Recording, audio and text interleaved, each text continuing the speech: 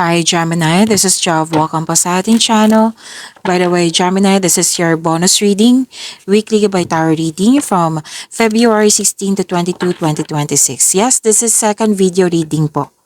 Oo, may first video reading kayo na unang upload. Okay?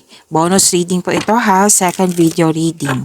Now, kung may napansin kayo na ulit na mensahe from first video reading at dito din, sa second video reading nyo, yan yung pinupush ng card sa inyo na kailangan nyo sanang, kung gusto nyo po, nabigyan ng atensyon, solusyon at aksyon kung maaari po. Gamitin ang reading na ito bilang gabayin lamang. Tandaan, Gemini, ito po ay general reading.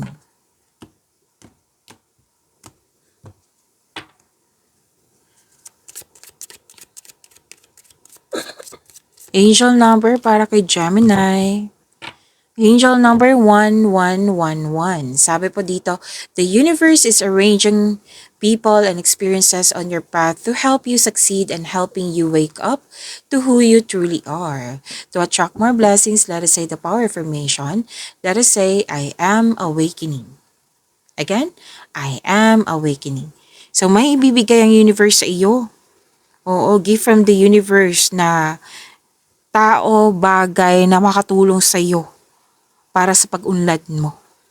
Okay, so this is awakening. Angel number 1111. Claim po.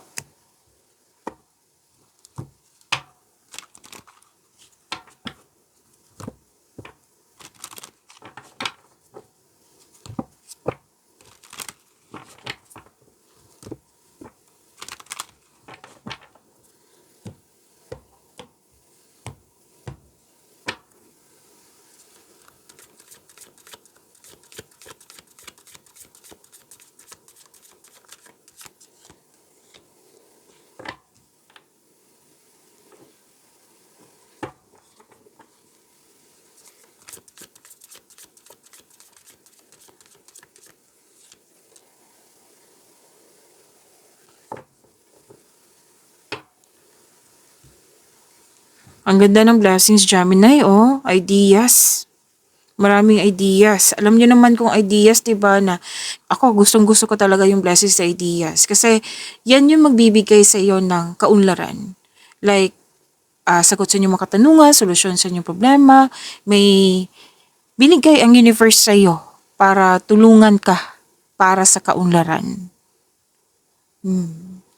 So, claim niyo po itong blessings na ito. Malaking blessings na ito, Gemini. Ideas.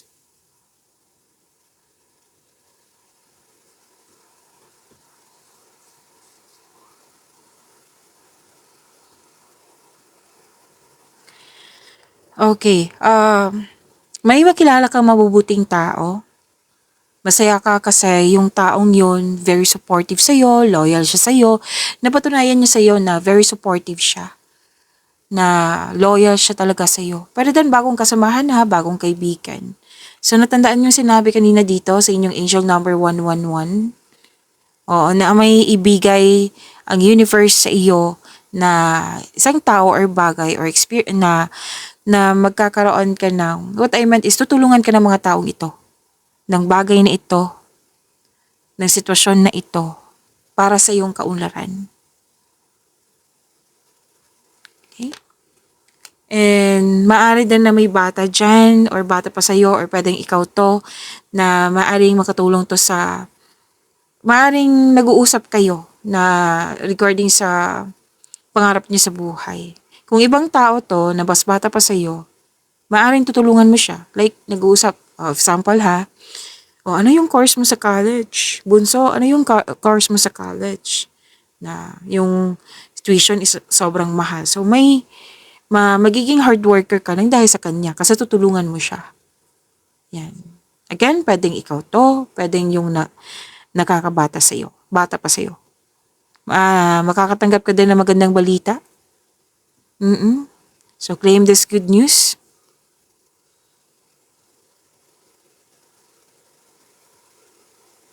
Opportunities na very excited ka. Marami kang ginagawa, Gemini. Sobrang busy mo. At sabi ng card, sabi ng card kasi para maiwasan tong burnout na nakikita ko dito. Kasi nga maraming ginagawa.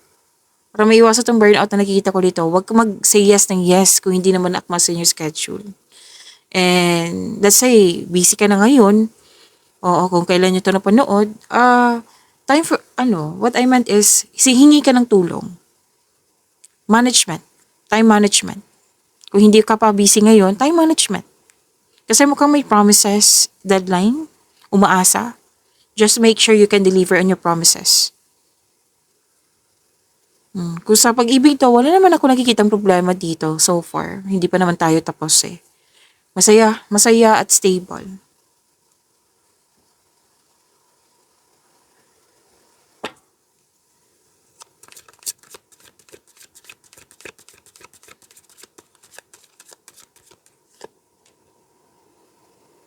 And dito pa si Angel of Power.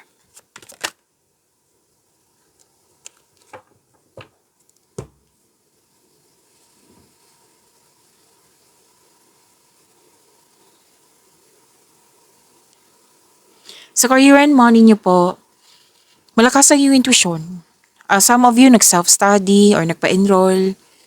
Oo. Tapos, naka-receive kayo ng wisdom message. Nang dahil sa marunong kayo magkinig sa inyong intuition, para din na may nag-advise sa iyo dyan na nagbigay ng wisdom message.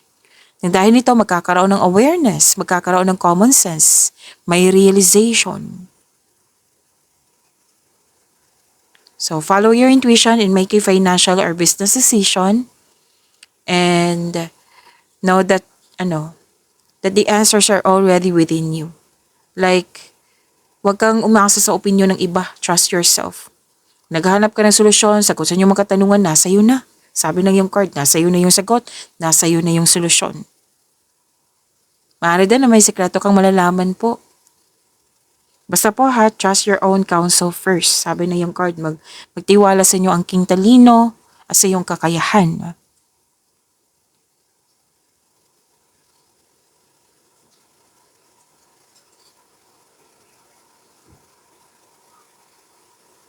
Satisfaction, abundance. Wow. Malaking blessings yung binigay sa inyo. Gemini, abundance, satisfaction. May natapos kayong mga gawain na sobrang saya mo, satisfied ka. Thankful ka sa mga biyayang natanggap, you have overflowing abundance, successful and satisfied sa buhay. So this is overflowing blessings. Ang ganda nito, Gemini, claim niyo po. Sobrang saya mo, satisfied ka sa naabot mong completion. So, expect na may recognition for a job well done. May nakita rin ako promotion dito, pagtaas ng kita, sweldo, allowance or na yung posisyon. So, ipagpatuloy niyo po, kung pwede po, kung gusto niyo. Ipagpatuloy niyo po makinig sa inyong intuition. At i-honor mo yung mga ideas na binigay sa inyo, which is sinabi din dito. Kasi, magbibigay yan sa iyo ng increased prosperity and abundance. To attract more blessings, let us say the power affirmation. Let us say, kasandito po si Angel of Power. Pinahalagan ko ang aking intuition at nagtitiwala sa mga mensaheng natanggap ko.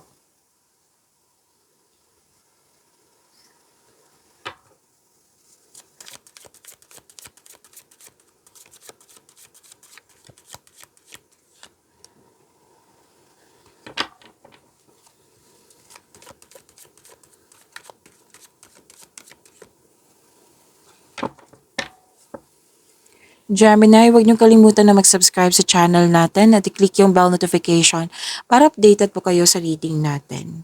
At huwag niyong kalimutan na sa mga hindi pa nakapanood sa first video reading niyo sa Weekly Gabay, panoorin niyo po, kaka-upload lang po iyon. Okay?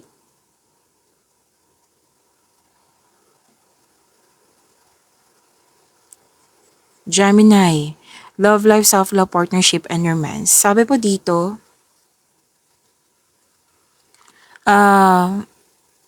singa ka man may relasyon sa buhay mag-asawa, may dito annoying delay, na may mga pangyayaring hindi mo control pero kailangan mo habaan ng pasensya. Focus on one thing at a time, wag magmadali. You need to take things slow. Tapos, sa mga single po, gusto mo muna makipag-date sa ilang tao bago pumasok sa exclusive relationship. So, mas mainam talaga to kung kilalanin mo muna.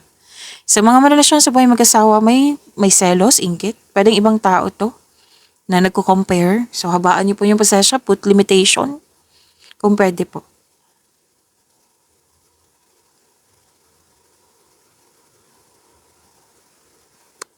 So, makaka-receive ka ng regalo or tulong. Yes, makaka-receive ka ng regalo or tulong. Or pwede din malaking pera to. Pwedeng return investment. Single ka man, marelasyon sa buhay mag-asawa. May natanggap kayong malaking blessings. At nakikita ko dito, naging generous ka sa kapwa mo. This is good. Magkakaisa, nakikita ko dito. Ang ganda. Pag-imanin niyo po yung blessings na binigay sa inyo. Gemini, see you tomorrow. Maraming salamat po.